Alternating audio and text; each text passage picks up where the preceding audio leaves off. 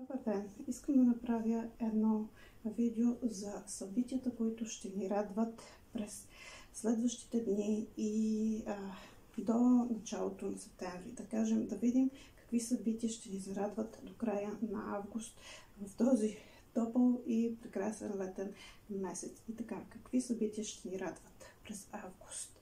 Първото нещо, което истински ще ни зарадва е, че ще се отървем от тежестта на някакъв наш проблем.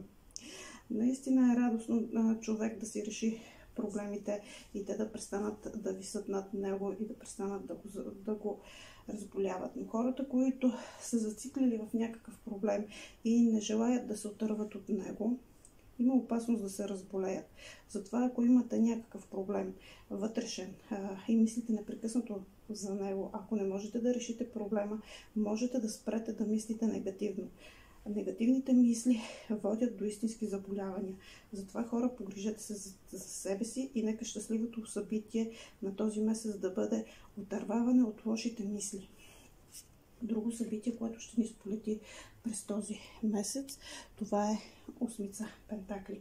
За някои хора щастливото събитие ще бъде повишение в финансовата сфера, тъй като някой все пак е забелязал, че вие се представяте добре, че много се стараете и затова заслужавате съответната награда. Наградата може да бъде и някаква материална придобивка от Вселената под формата на подарък.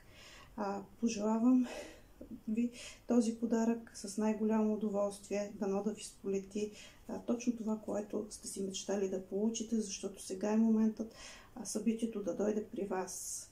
Може някой да спечели от тотото. Сега не мога да ви обещая милиони, може и малка печалба, но някой ще получи нечакани пари, въпреки че те са награда за положения труд през изминалото време, а някой може да получи премия или бонус. Приятно харчене! Другата карта, която идва при нас, отново е материална. Да, някои хора ще намерят своята материална стабилност, но не забравяйте, за да получите нещо от Вселената, все пак трябва да дадете. И е много важно през този месец да намерите време и да се погрижите за някой беден човек или за някое бездомно животно, дори и да не е бездомно. Все пак важното е да се погрижите за някое живо същество, пък дори това да е цветен. Защото трябва да отдадете някаква помощ на природата и на Вселената, за да може да получавате и вие материалните блага, към които се стремите. Нищо във Вселената не идва само. Трябва да дадеш, за да получиш. Или трябва да хвърлиш зад себе си, за да намериш пред себе си. Така че, хора, погрижете се, ако имате възможност за някого, чисто материално, и ще получите отплата за това от Вселената. Другото събитие, което ще дойде при нас за някои хора, е повишаване. Не само на парите, но и на позицията, в която работи. Някой човек, който е решил да излезе от сигурната работа и да се впусне в собствен бизнес, за него също този месец, до края на месеца, има радостно събитие. Т.е. той ще може да направи своята първа стъпка и то успешно. Важното е това, което сте започнали, добре да сте го измислили. И другата карта, която ще показва нашите събития за този месец, това е паш жезъл. За много хора през тези 10 дни ще има прекрасни новини. Пожелавам ви нещата, които сте искали да ви се случат. Има и хора, които няма да се зарадват на новините. Погледнете нещата от друга гледна точка. Понякога нещата, които мислим, че са лоши, всъщност са услуга за нас, за да ни отворят очите за други събития. Така че внимавайте. Информацията, която идва, може да е добра, въпреки че в момента не ви изглежда така.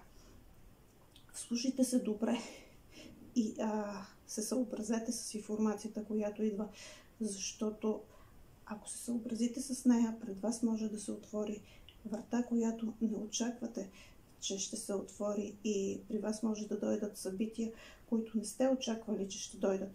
Но в много скоро време за много хора ще се включи промяна, и то съдбоносна, защото последната карта, която виждам в ръцете си, е колелото на съдбата.